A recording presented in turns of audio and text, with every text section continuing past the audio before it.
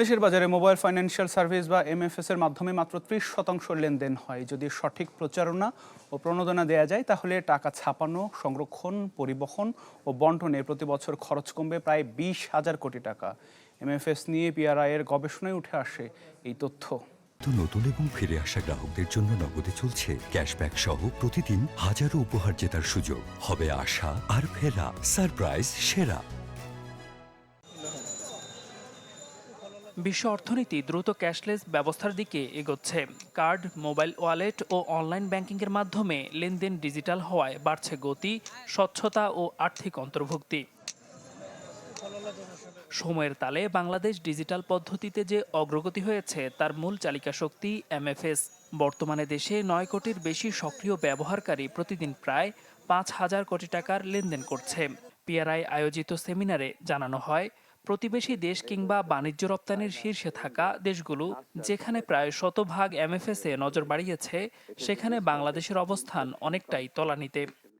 For the strategic roadmap for supporting a cashless economy transition is expected to give us a pragmatic direction.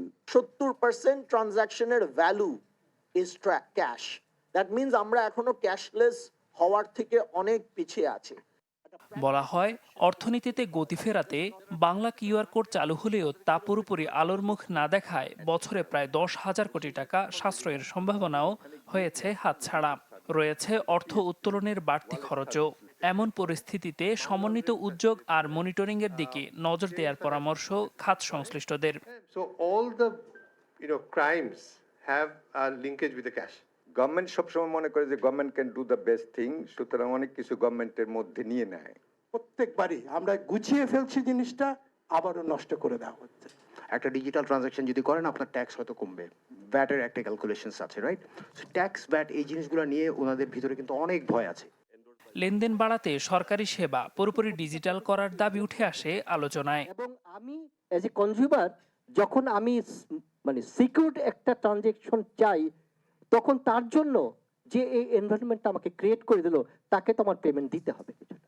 Delwar Hossain Dolon, channel 24, Dhaka.